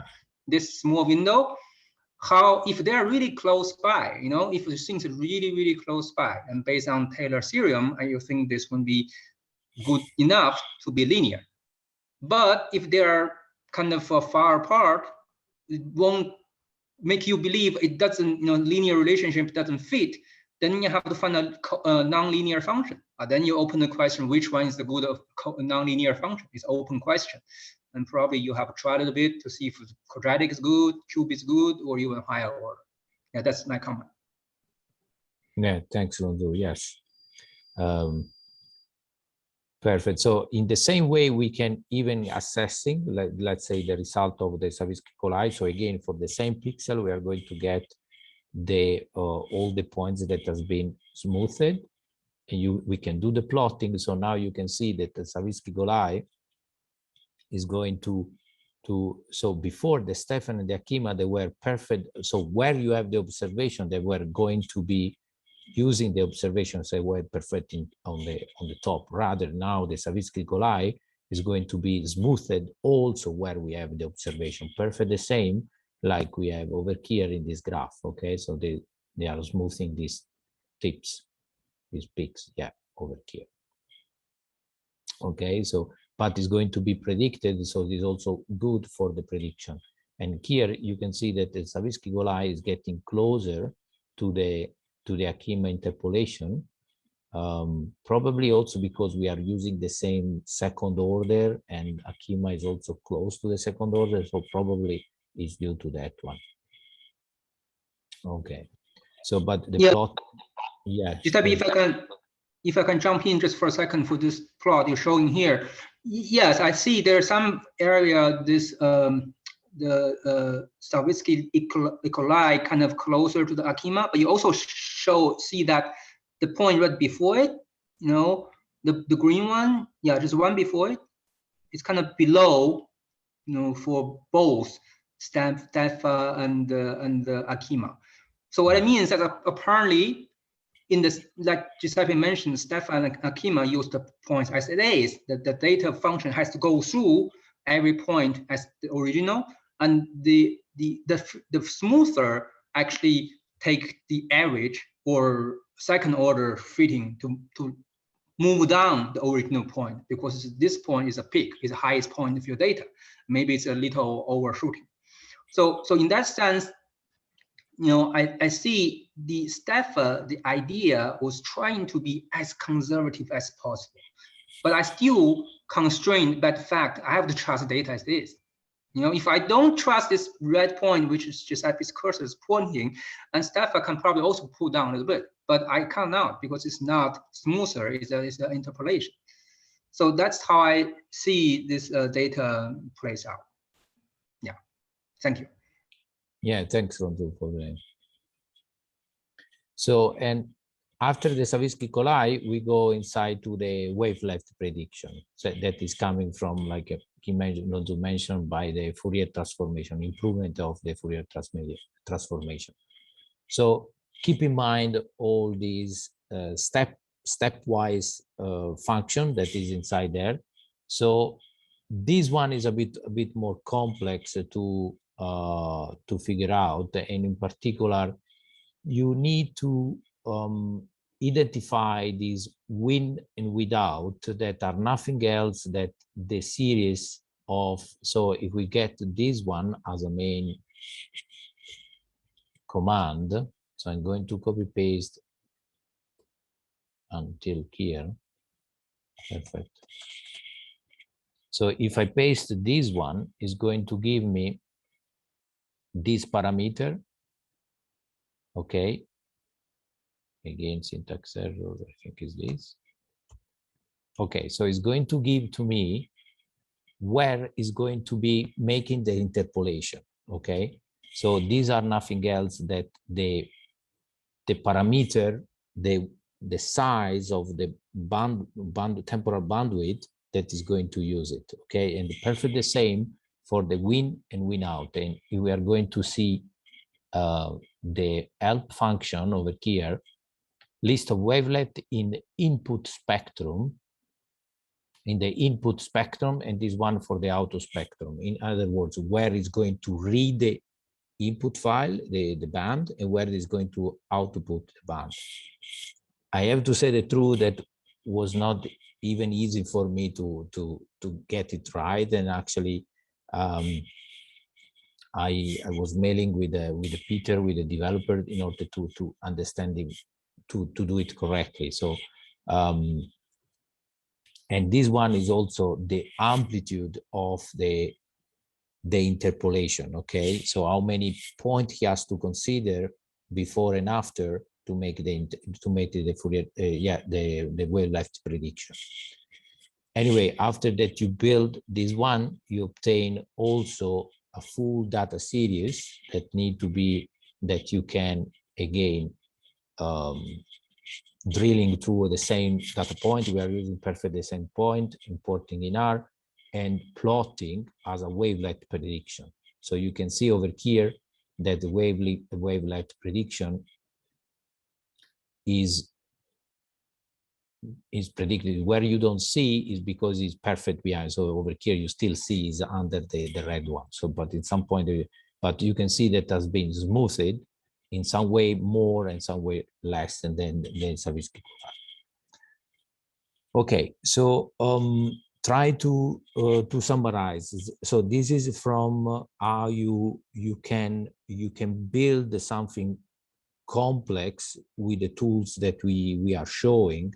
Then of course you have to dig inside to the help material, and so as you can see, they were getting more difficult from a math perspective, but also from a coding perspective, to identify the manual all the parameter. You can build up also with a PK filter, of course. I didn't mention, but the typical moving window in the time series domain. Okay, so that one will be even easier than that one. So so we presented over here 4 different algorithms that, you know, in unknown location. So again, the unknown location is where you have the red cross over here, are creating a new variable. They are predicting a new pixel. So now try to think carefully which one and how you can identify which one that is the best one.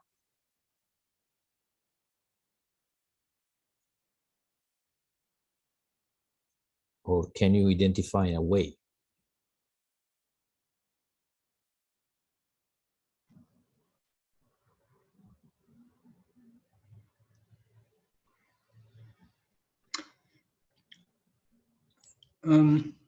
Giuseppe, can I say something? Yeah. So I just want to, because we talk about these several algorithms, you know, in the class, I don't, because the graph is showing here, I just want to point out some things I think that's quite interesting. If you look at the second data point on the graph, where you have a yellow pyramid, red circle, yeah, you see here. So what I want to point out is you should realize there's a difference, the fundamental mathematical difference in constructing the idea of wavelet versus smoothing or interpolation. I think the difference between interpolation and smoothing is quite clear. One is just basically trust data, the other doesn't trust much by some simple method to make data more smooth. But smoothing itself is kind of a strategy, or most brutal force strategy, to denoise. In that sense, you can see, Fourier transform model wavelet also similar. By the way, wavelet just means small waves. That means the smaller compared to Fourier transform. But the fundamental idea to this so-called denoise is quite different. The smoothing, no matter you just take the simple average or you put a weight, whatever you do, it's just for the sake of smoothing itself. By doing that, you just make the data point become more closer to the mean, or close to the weight mean. But wavelet is a little different, or even Fourier transform. The idea is trying to capture features. For example, here you see in the second data point, you can see obviously, in most smoothing, in the green one, in general, the data points after smooth should be more conservative compared to the one before and after. That's normally you observe, right? But if you see this wavelet happen to have this particular instance, that this point is higher than the original data points. That means it's more, I say aggressive, but it's more based on the understanding of wavelet, the trend, the underlying trend, make the wavelet think the data should be such that the original data was underestimated. So that's the fundamental difference. The wavelet is trying to capture feature and use different order of wavelet to capture different levels of feature so that you can reconstruct outcome. For example, let's talk about Fourier transform. The original data was in the real data, the time domain. If you just put the transform into the frequency domain and do nothing, you go back, you got original data as is, 100%. But that's not our purpose. The purpose is we want to look at data from another angle to see if there's noise. And there's noise, we cut it off. But what is noise? Noise is it's arbitrary choice, right? Normally when we speak, we think low frequency signal, it's more more informative than the high frequency. That's why we cut off some high frequency signals. And that's how the Fourier transform works. And in a smooth situation is that I don't care so much. I just take everyone, I pull down and up, and just make the data more closer to the mean. If you think about simple moving window average. But the wavelet is not working in such a way. It's actually trying to capture the fundamental feature of the data. You can use the wavelet to do this thing as Giuseppe did. You can also use it for human image recognition, handwriting recognition. That's from the basic capability of this algorithm allows you to capture features, not only smoothing for the sake of smoothing. I hope I made it myself more or less my point. That's it. Yeah, thanks, Ludu. Yes, for the analogy also in different kind of noise removal also from even from when you have some background noise in the computer, for example, now there will be so probably they are already doing, in when I give you the recording, they are removing some background, probably. But this is how they work. Yeah, that's what they do. The noise program, they're all based on the Fourier transform principle. Yeah, thank you. But coming back to the to the question that I was doing, which one? How you? No, we cannot say which one, but how you will judge which one of these 4 algorithms is the best one. In which way? I think I would test it for data where I know the value. Perfect. Very good, Marlene. Yeah, of course, where there are no data, like over here, we cannot assess any accuracy. So what we can do it is over here where I have the observation where they are the crossing, okay, I remove it, this point. I do again all the different interpolation technique and smoothing parameter. And then I calculate, the distance between them, okay? And of course, I'm going to do it. And now I'm just pointing 1 pixel, but it's going to be, you know, spread all over the image. So we are going back in the spatial domain. So it's going to be random sampling or different way of random stratified sampling in according to the land cover. And then not only in the spatial domain, so I'm going to create a random point over here, actually not here, because here, over here, I'm going to create a random point over here.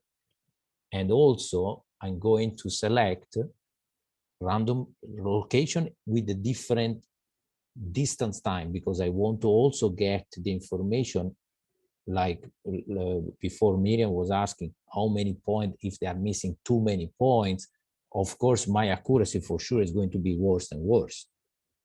But in that way, by randoming sampling and create fake void or fake missing data, then you have some way to see which one is getting closer. And once again, where you don't have points over there, you cannot estimate over there because you don't have the information in any case. So you are going to rely on the accuracy in other location to estimate, okay, if in another location I have such amount of accuracy, so means that over here I'm off of this quantity, okay? So, and then is where we are going to slowly migrate in that in the direction of modeling and uncertainty in the modeling and in the kind of error that we are going to retrieve, because over here we are getting some error, no? Over here, so let's suppose that you have this one. Actually, if you go here, you get some error. So this one is going to be your error, okay, from the different point. And there are going to be error, and this is where Lonzo is going next class. There are going to be error due to the algorithm, but also due to the computation and to the machine, okay? And can be also due to that our observation, this one, is not correct, okay? So because every time that you get an observation, also the observation has some internal error that sometimes is known, but sometimes is unknown, okay? So if you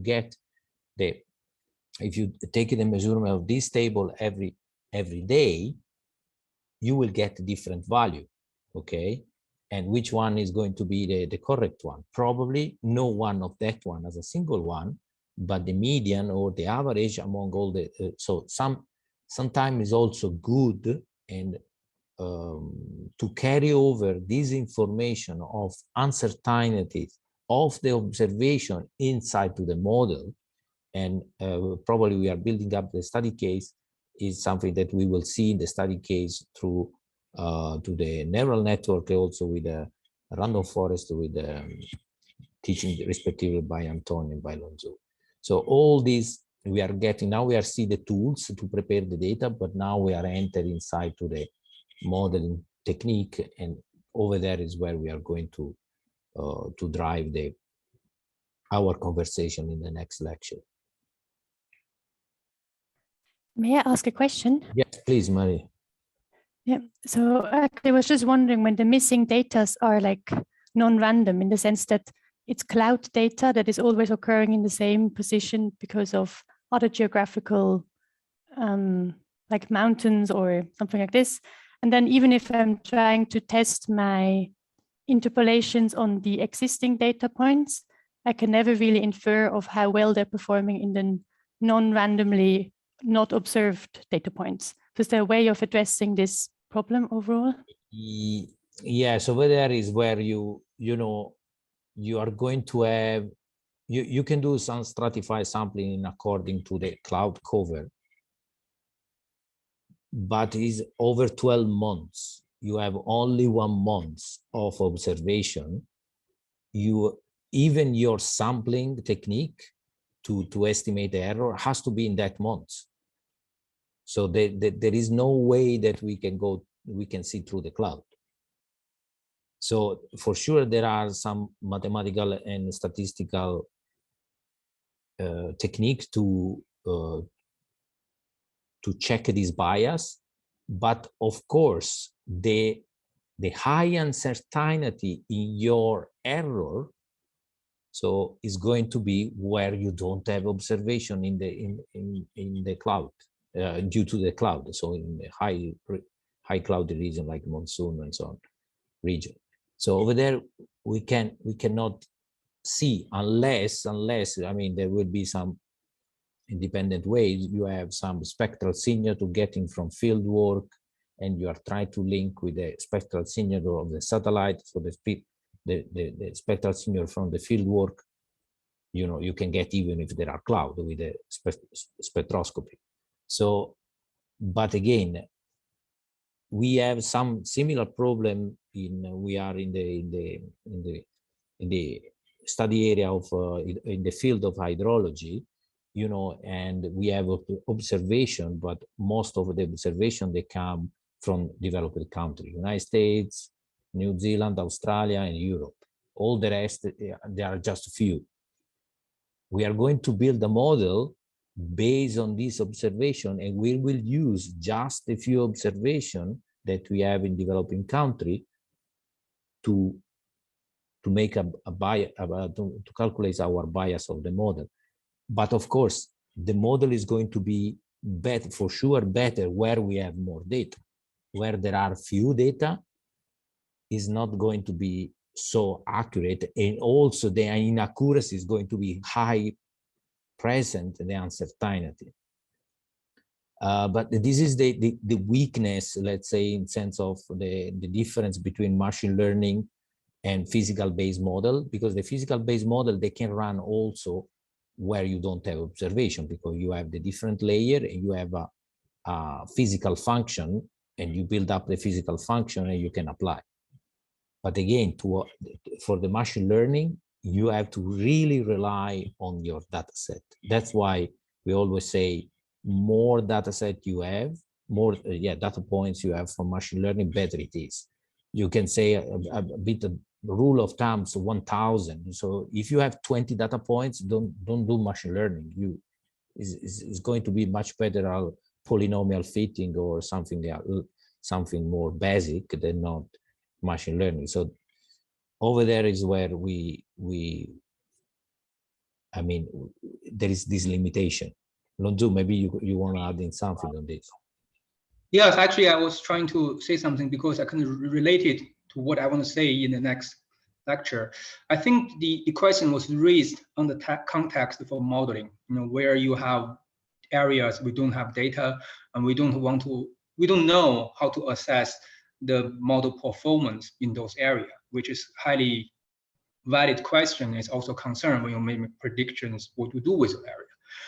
But what I want to do is I want to turn this question in another way to say actually the fundamental question you want to understand is the stability and the sensitivity of your model. So it's not only, if we don't know, we don't know, right? This construction is kind of dead end. But there's something we can ask. We can ask mathematically, based on some analysis, how your model will perform in the areas where you have data. And from there, you can see how much fluctuation you may get by some small perturbations, which is kind of a simulated environment or situation where you don't have much data or you have very few data, and that kind of data perturbation or beta uncertainty will propagate into your model and in the end translate into outcome. So we have some mathematical tools at our hand that allows you to ask questions. And I think that's very important thing you should keep in mind. It's not only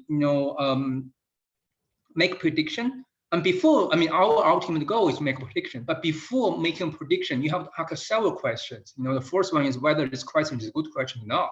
Sometimes people say asking a good question is more important than finding an answer.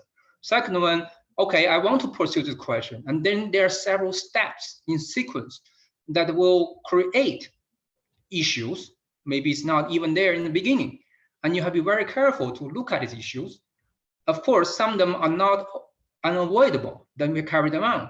And to carry them on, you have to assess their influence to the performance of model. And this influence will manifest it in the algorithm level, in the mathematical level, and in the computational level.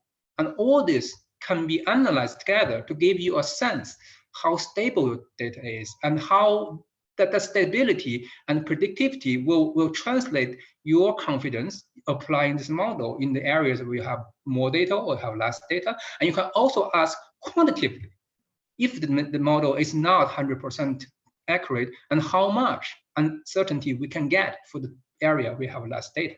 So that's going to be where I'm going to talk about next time. Okay, thank you, Lonzo. Yes, for this summary of your next lecture. So yeah, that's it for today.